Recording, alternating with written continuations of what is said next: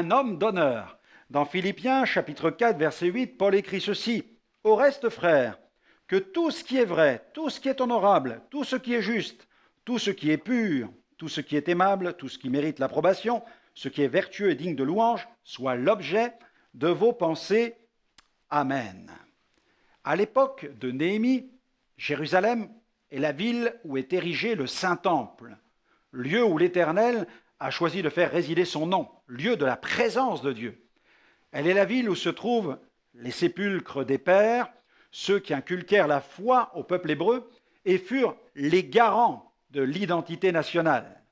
Néhémie ne pouvait plus tolérer cette atteinte à l'identité spirituelle de son peuple. C'est pourquoi nous le voyons chasser sans aucun ménagement Tobija, avec tous ses objets d'ailleurs, qui avait fait installer sa demeure dans le temple. Dans Néhémie 13, verset 7, il est écrit « Et je m'aperçus du mal qu'avait fait Eliashib en disposant une chambre pour Tobija dans les parvis de la maison de Dieu. » Les offrandes avaient cessé, le culte était au point mort.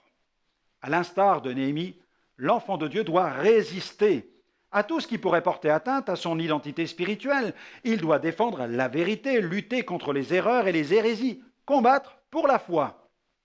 Jude nous exhorte fermement à défendre la très sainte foi. Dans le chapitre 1 au verset 3, « Bien-aimés, comme je désirais vivement vous écrire au sujet de notre salut commun, je me suis senti obligé de le faire afin de vous exhorter à combattre pour la foi qui a été transmise aux saints une fois pour toutes. » L'Église est l'appui et la colonne de la vérité. Le chrétien, qui est le temple du Saint-Esprit, doit refuser toute espèce d'intrusion dans sa vie de l'esprit, de la mentalité de Tobija. Car cet esprit de Tobija incarne le péché, la profanation. Chassons l'esprit de Tobija hors de notre vie. L'apôtre Paul nous commande de fuir toute espèce d'impudicité. Dans 1 Corinthiens, chapitre 6, versets 12 à 20, il écrit ceci, « Tout m'est permis, mais tout n'est pas utile. Tout m'est permis, mais je ne me laisserai asservir par quoi que ce soit. Les aliments sont pour le ventre et le ventre pour les aliments, et Dieu détruira l'un comme les autres. Mais le corps n'est pas pour l'impudicité, il est pour le Seigneur, et le Seigneur pour le corps.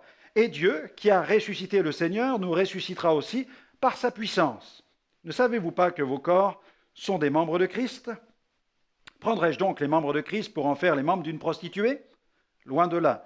Ne savez-vous pas que celui qui s'attache à la prostituée est un seul corps avec elle? Car, est-il dit, les deux deviendront une seule chair, mais celui qui s'attache au Seigneur est avec lui un seul esprit. Fuyez l'impudicité. Quelque autre péché qu'un homme commette, ce péché est hors du corps, mais celui qui se livre à l'impudicité pêche contre son propre corps.